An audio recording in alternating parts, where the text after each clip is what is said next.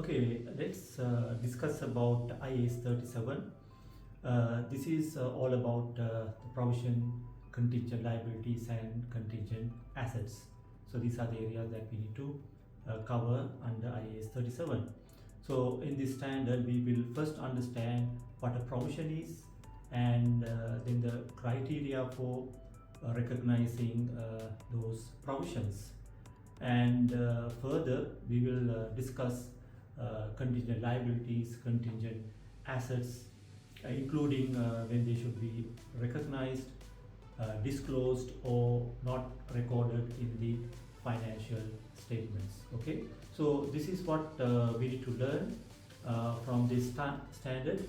Now let's look at what is the objective. What is the objective of this particular standard as per IAS 37? Now, the objective of IAS 37 is mainly to ensure accurate recognition, measurement, and disclosure of provisions and contingencies in financial statements. Okay, so this is as per IAS 37 standard. Basically, what is a provision?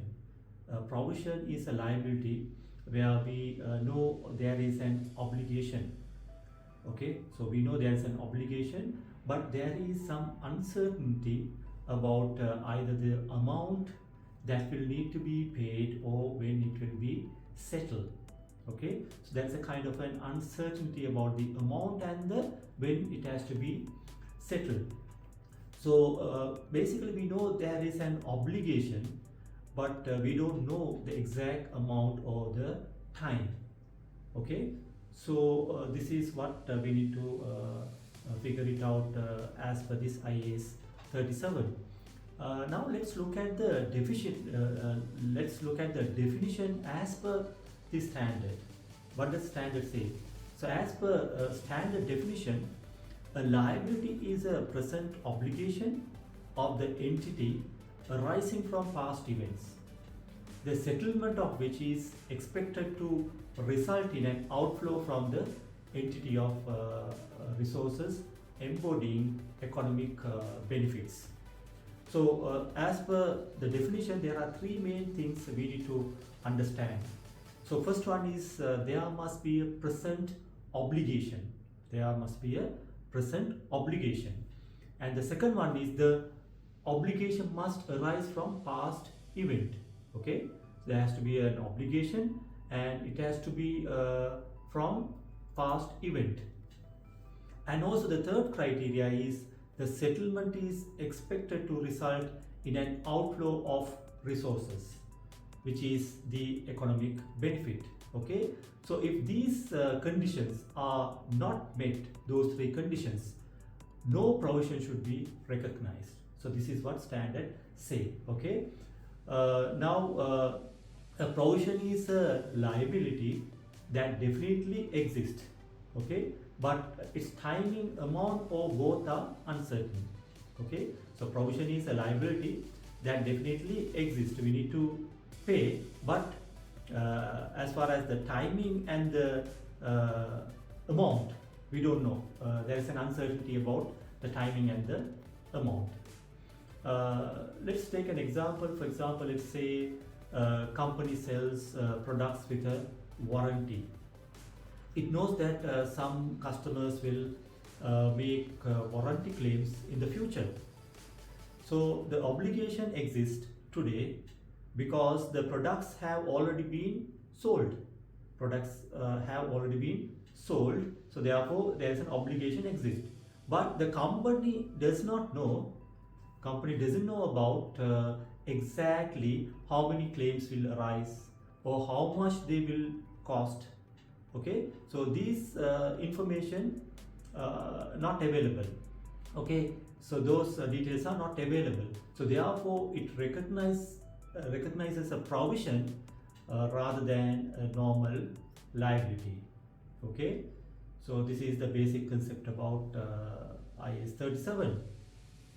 So before IAS 37, there was no clear standard for provisions.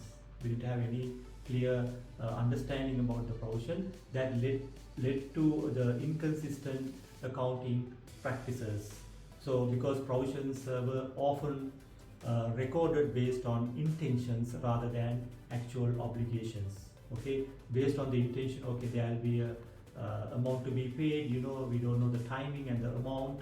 Okay, so there was an intention but there was no actual obligations. Okay, large provisions, several items were aggregated into one large provision, okay, which reduced the transparency and inadequate disclosures. So it became difficult to understand their impact and movements. Okay, so these are some of the issues that we had, and that's why this standard was introduced. Now let's break down the main definition and let's understand the key elements of IAS 37. So by understanding each component of the definition, we can determine when a provision should be recognized and when it should not.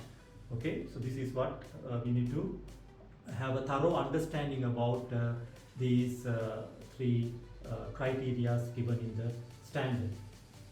Okay, let's discuss about the first point. Let's move on to the first point. The first point is a present obligation as a result of past event.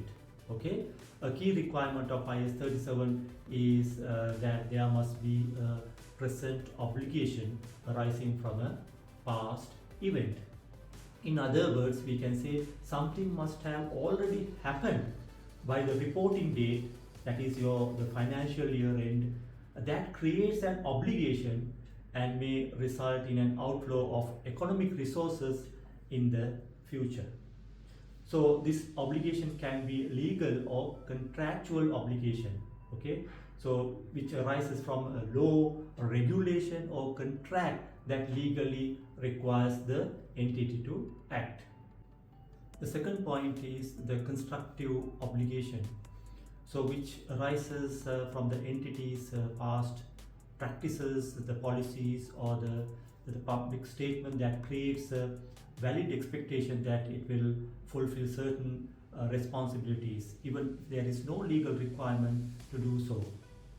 An intention to make a payment is not enough on its own to justify a provision. So there must be an actual obligation to make a payment.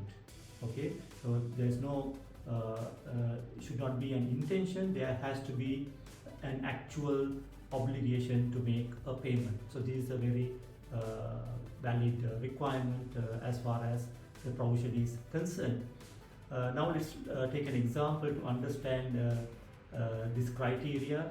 Let's say now a retail store has a policy of refunding purchases by dissatisfied customers, even though it is under no legal obligation to do so. So its policy of making refunds is generally known. It is there in the obligation. So based on this, we need to ask this question: should a provision be made at the year end? So what is the idea? What is the understanding based on this standard? Should we make a provision based on this particular scenario? The answer is yes. The provision is required because the policy is well known and creates valid expectations. Okay, so there's a constructive obligation, and also it is probable some refunds will be made, and there can be so these can be measured using the expected values. So therefore provision is basically required. Now another key requirement as per the standard is that the amount can be estimated reliably. Okay, you should be able to estimate the figures reliably. A provision should be recorded at the best estimate of the expected obligation. Okay, so we need to identify the best possible the estimated number.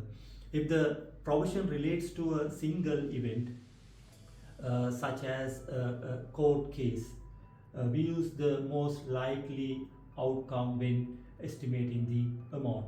However, if it relates to a large number of similar events such as warranty, repairs, products sold, so we can use the expected values. This is another criteria that we need to look into.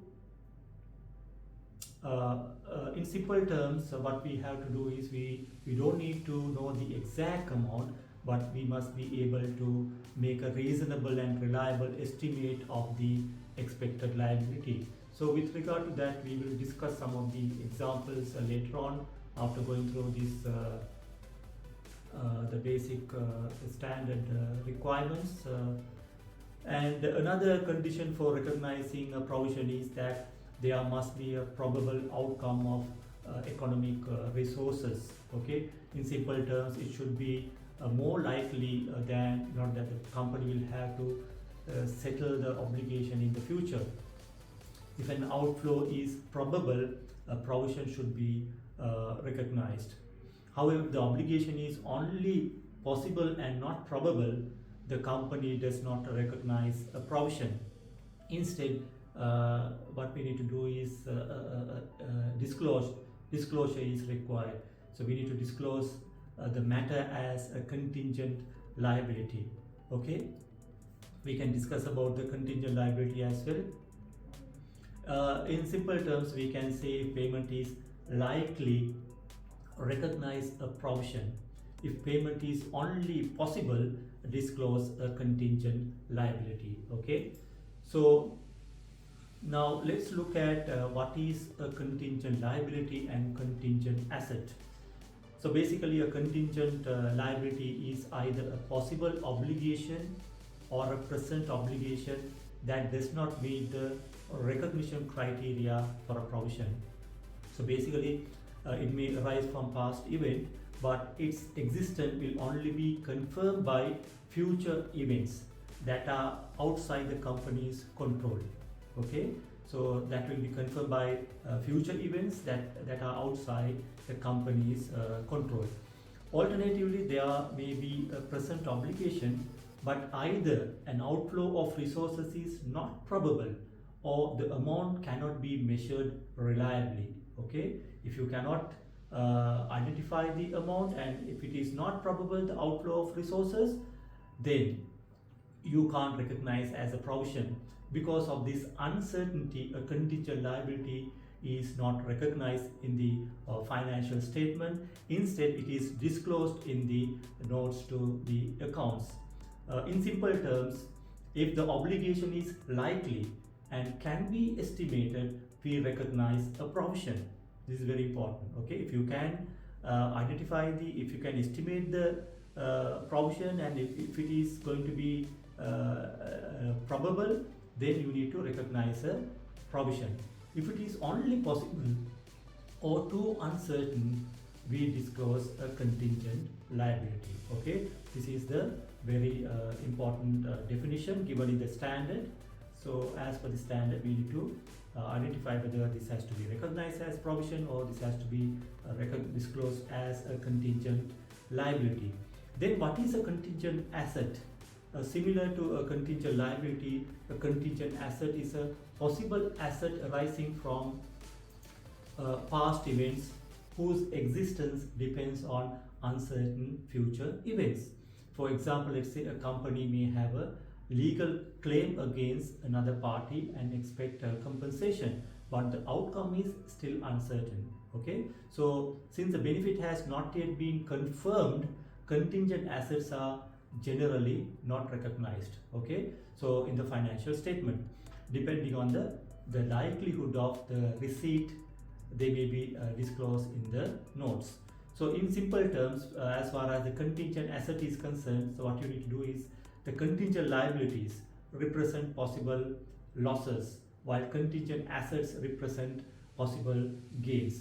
Both depend on uncertain future events and are generally not recognized in the financial statements. Okay, so this is basically a summary of the provisions, the contingent liabilities and the contingent assets. Now let's move on to discuss some of the practical examples as far as this particular standard is concerned.